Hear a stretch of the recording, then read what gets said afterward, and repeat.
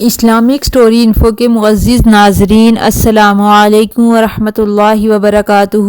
امید کرتی ہوں کہ آپ سب خیریت سے ہوں گے۔ آج کی ویڈیو میں ہم جگر گوشہ رسول حضرت سیدہ ام کلثوم رسول اللہ صلی اللہ علیہ وآلہ وسلم کی تیسری بیٹی کی بات کریں گے اور آپ کو ان کی پیدائش سے وفات تک کے کچھ حالات و واقعات جو ہیں وہ مختصراً آپ کی گوش گزار کریں گے۔ تو ویڈیو کو پورا دیکھیے گا، آپ کے لیے بہت زیادہ فائدہ مند ہونے والی ہے اور اس سے آپ کو بہت کچھ سیکھنے کو ملے گا۔ آپ کا ایمان اس سے تازہ ہوگا، آپ کو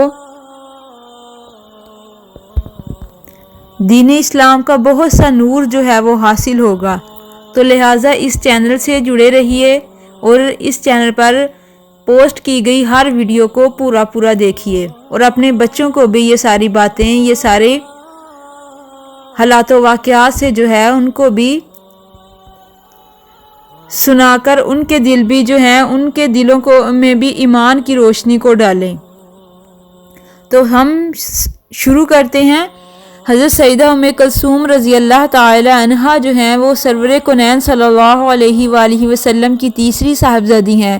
بعض علماء کرام اور جو لکھنے والے راوی ہیں انہوں نے لکھا ہے کہ ان کا نام امیہ تھا، لیکن انہوں نے اپنی کنیت جو تھی وہ ام کلثوم سے شہرت پائی۔ تو حضرت ام کلثوم باسط نبوی سے تقریباً 6 سال قبل ام المومنین حضرت خدیجہ الکبریٰ کے بطن مبارک سے پیدا ہوئیں۔ وہ حضرت رقیہ سے 1 سال چھوٹی اور سیدہ فاطمہ الزہرا سے 1 سال بڑی تھیں۔ حضرت ام کلثوم کا نکاح باسط نبوی سے پہلے اپنے والد گرامی حضرت محمد صلی اللہ علیہ وآلہ وسلم کے چچا ابو لہب کے بیٹے سے ہوا۔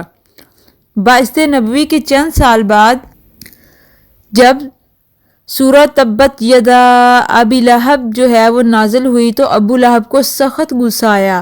اس کے ایک بیٹے عتبہ نے نکاح میں رقیہ بنت رسول جو تھیں ان کو لیا ہوا تھا اور دوسرے بیٹے عتیبہ جو تھے ان کے نکاح میں ام کلثوم تھیں، لیکن ان کی ابھی رخصتی نہیں ہوئی تھی۔ اس لیے ابو لہب نے اپنے دونوں بیٹوں کو بلایا اور کہا، میرا اٹھنا بیٹھنا تمہارے ساتھ حرام ہے۔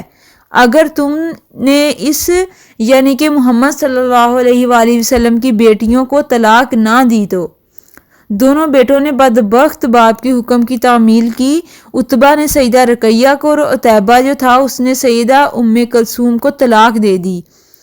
بعض روایتوں میں ہے کہ یہ واقعہ حضور صلی اللہ علیہ وآلہ وسلم کے اعلان نبوت کے بعد سورت جو تبت یدا ابی لہب یعنی کہ سورہ لہب کے نزول سے پہلے پیش آیا، لہٰذا اس میں کچھ اختلاف ہے۔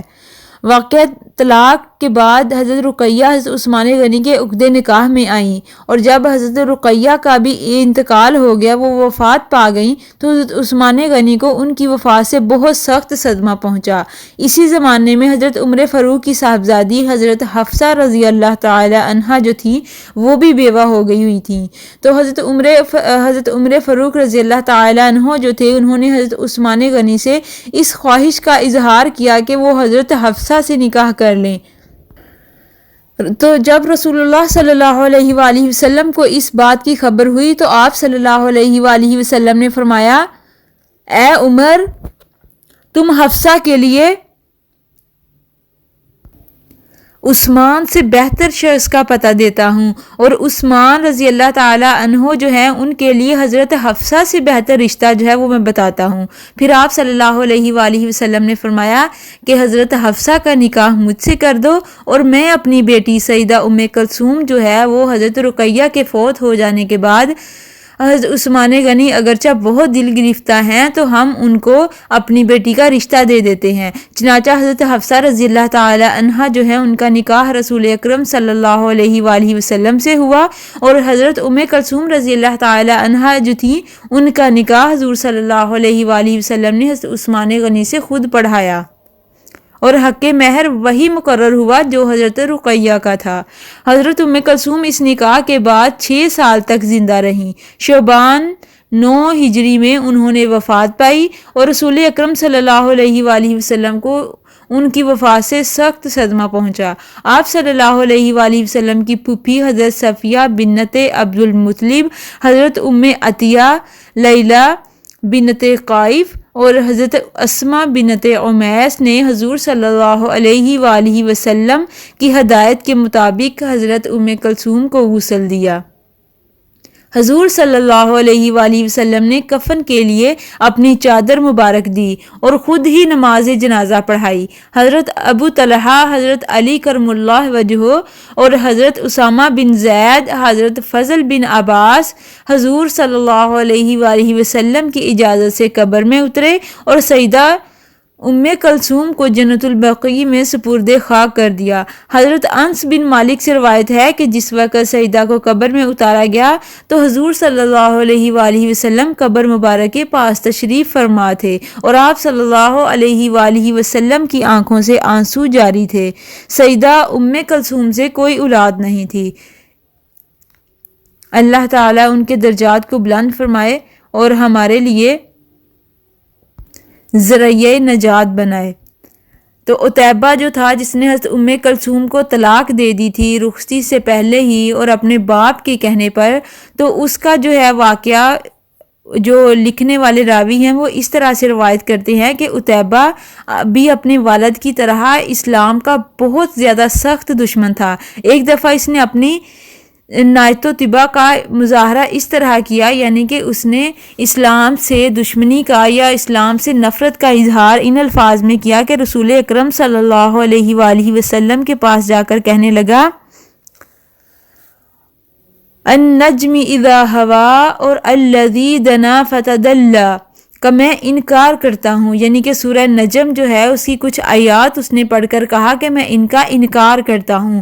تو بدبخت نے یہی کہا تھا کہ حضور صلی اللہ علیہ وآلہ وسلم نے جب دیکھا تو انہوں نے آپ صلی اللہ علیہ وآلہ وسلم پر تھوک دیا۔ استغفر اللہ، نعوذ باللہ۔ سرور کونین صلی اللہ علیہ وآلہ وسلم کو یہ حرکت اس قدر ناگوار گزری کہ آپ صلی اللہ علیہ وآلہ وسلم کی زبان مبارک سے یہ الفاظ جاری ہو گئے، الہی اس پر اپنے کتوں میں سے ایک کتے کو مسلط کر دے۔ لہٰذا اس واقعے کے بعد کہتے ہیں کہ عتیبہ اپنے باپ کے ساتھ شام کے سفر پر روانہ ہوا۔ اسی اثناء میں قافلے نے ایک ایسی جگہ پر قیام کیا جہاں رات کو درندے آتے تھے۔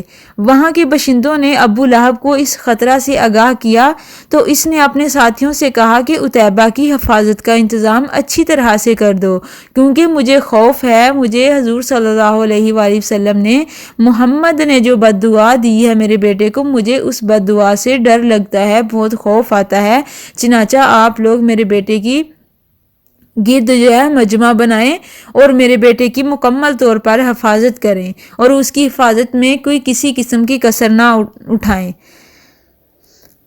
اور کہتے ہیں کہ جب اہل کاروان نے عتیبہ کے چاروں طرف اپنے اونٹ بٹھا دیے اور رات جب ہوئی تو وہ سارے سو گئے اور دیکھا کہ اچانک سے ایک شیر آیا اور اونٹوں کے بیچ میں سے گزرتا ہوا عتیبہ پر جا پڑا اور اس کو پھاڑ کر کھا لیا۔ رسول اللہ صلی اللہ علیہ وآلہ وسلم